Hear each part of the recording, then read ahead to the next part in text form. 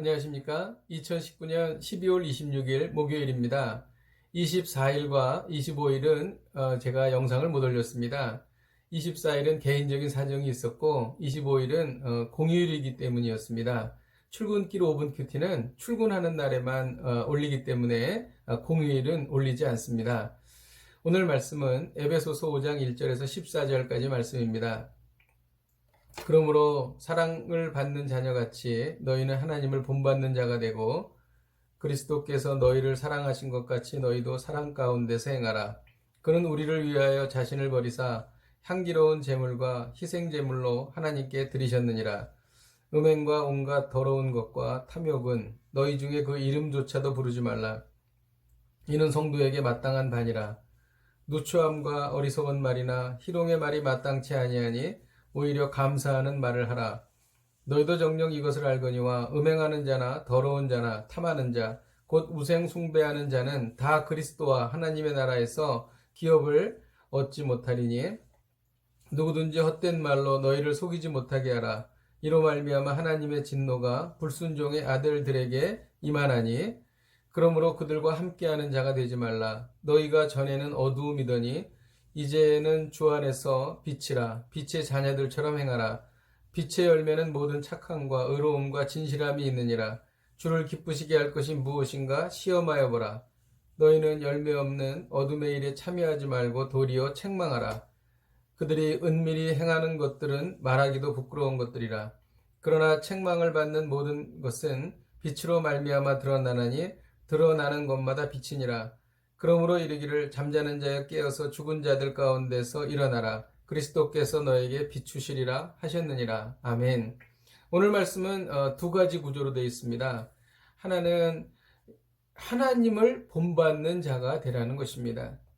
그리고 뒤에는 주를 기쁘시게 해드리는 자가 되라는 것입니다. 먼저 하나님을 본받는 자는 어떤 사람인가? 2절에 보면 그리스도께서 너희를 사랑하신 것 같이 너희도 사랑 가운데 행하라고 말합니다. 예수님께서 우리를 사랑하신 것처럼 우리도 사랑하라는 것이죠.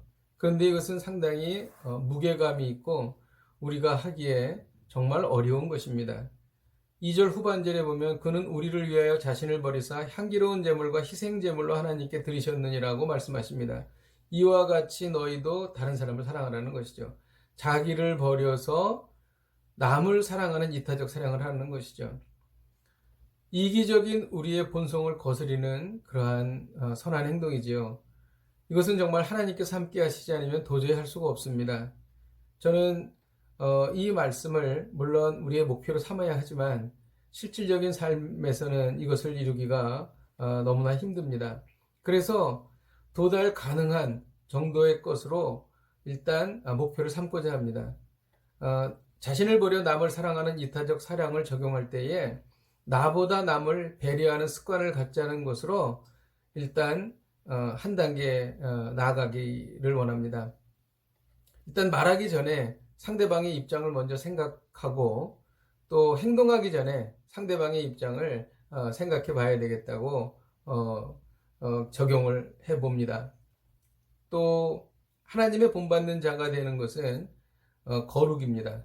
그것은 3절과 4절과 5절에 나오는데 하지 말라고 말씀하시는 내용이죠. 음행, 온갖 더러운 것, 탐욕, 그 다음에 4절에 보면 누추함. 누추함은 파렴치한 모든 것과 도덕적으로 사람을 부끄럽게 만드는 모든 것들을 말합니다. 어리석은 말, 희롱의 말을 하지 말라. 그리고 또 5절에 보면 음행, 탐하는 자, 우상 숭배에 대해서 금하도록 말하고 있습니다. 이것을 전체적으로 말하면 거룩인데 거룩하게 될 때에 하나님을 본받는 자가 된다는 것이죠. 근데 사실 이 역시 이기적인 우리의 본성을 거스르는 행동이죠. 정말 하나님께서 행하시지 않으면 도저히 할 수가 없습니다. 그래서 이 말씀 중에 방법을 가르쳐 주는데 4절 후반절에 보면 오히려 감사하는 말을 하라는 것입니다. 거룩할 수 있는 좋은 방안은 오히려 감사하는 것이죠. 왜냐하면 감사하게 되면 불평하지 않게 됩니다. 그리고 감사하게 되면 탐욕으로부터 벗어날 수 있습니다. 하나님이 주신 것이 감사한데 탐욕을 부릴 이유가 없기 때문이지요. 그래서 이것에 대해서 이렇게 적용해 보았습니다. 오늘 하루를 살면서 내가 감사해야 될 내용을 한 5가지 정도 적어봐야 되겠다. 그런 생각을 했습니다. 이것을 적으면서 더 하나님께 감사하게 되고 더 하나님의 은혜 가운데로 들어갈 줄로 믿습니다. 6절에 보면 누구든지 헛된 말로 너희를 속이지 못하게 하라고 기록합니다. 이것은 앞에 기록된 죄악들을 행하면서도 하나님의 뜻이 어긋나지 않는다라고 말했던 궤변가들이 있었기 때문입니다. 이제 주를 기쁘시게 하는 자가 되라는 말씀은 10절부터 나옵니다. 10절에 보면 주를 기쁘시게 할 것이 무엇인가 시험하여 보라고 기록하죠. 주를 기쁘시게 하는 것은 하나님이 기뻐하시지 않는 일을 책망하는 것입니다. 이것은 좀 독특한 적용이라고 할 수가 있겠는데요. 그러나 뒤에 나오는 11절과 12절과 13절에 보면 이 내용이 다 책망하라는 내용입니다. 너희는 열매 없는 어둠의 일에 참여하지 말고 도리어 책망하라. 이것이 하나님께서 기뻐하신다는 거죠. 그리고 12절에 보면 그들이 은밀히 행하는 것들을 말하기도 부끄러운 것들을 책망하라고 말합니다. 또 13절에는 그러나 책망을 받는 모든 것은 빛으로 말미암아 드러나나니 드러나는 것마다 빛이니라.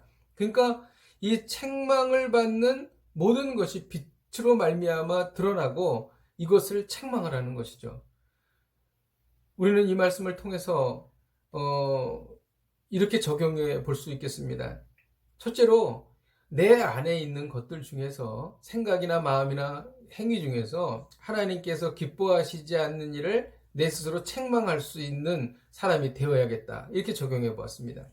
또 우리 주변의 이웃, 성도들, 사랑하는 사람들이 하나님이 기뻐하시지 않는 일을 할 때에 사랑의 마음으로 책망해야 되겠다. 그리고 또 나라와 민족을 위해서는 위정자가 하나님께서 기뻐하시지 않는 일을 할 때에 이를 책망해야 되겠다. 책망하지 않으면 하나님께서 기뻐하지 않으십니다. 잘못된 것은 바른 말을 해야 된다는 것이죠. 이것이 우리가 이 땅을 살면서 빛과 소금의 역할을 하는 것이죠. 사실 이런 말을 하기는 쉽지 않습니다. 하지만 오늘 이 말씀을 통해서 우리가 정말 잘못된 것을 바로 잡기 위하여 성경적인 관점으로 사랑의 마음을 갖고 책망할 때 하나님께서 기뻐하신다는 것이죠. 사생활을 존중하고 상대방의 마음을 아프게 하는 것을 하지 않으려고 우리가 상대방이 잘못하고 있는데도 죄를 짓고 있는데도 그것에 대해서 말하지 않는다면 이것은 하나님께서 기뻐하시지 않는다는 것입니다. 이것이 바로 오늘 하루를 살면서 우리가 적용해야 될 부분이라고 하는 것이죠. 14절에 보면 잠자는 자야 깨어서 죽은 자들 가운데 일어나라. 참 멋있는 말입니다. 누가 죽은 자들 가운데서 일어나는 사람인가? 하나님을 본받는 사람입니다. 그리고 하나님을 기쁘시게 해드리는 사람입니다. 오늘 하루를 사시면서 하나님을 본받고 하나님을 기쁘시게 해드려서 잠자는 자여 깨어서 죽은 자들 가운데 일어나라 하신 이 말씀대로 깨어서 일어나시기를 주님의 이름으로 축복드립니다. 기도하겠습니다. 하나님 아버지, 저희가 하나님을 기쁘시게 해드리는 사람이 되기를 원합니다. 하나님을 본받는 사람들이 되기를 원합니다. 이를 통하여 죽은 자들 가운데서 일어나 예수 그리스도의 빛에 비춤을 받는 깨어나는 저희들이 되게 하여 주옵소서. 예수님의 이름으로 기도하였습니다. 아멘. 할렐루야. 오늘도 주신 말씀 붙잡고 승리하시기를 주님의 이름으로 축복드립니다. 내일 뵙겠습니다.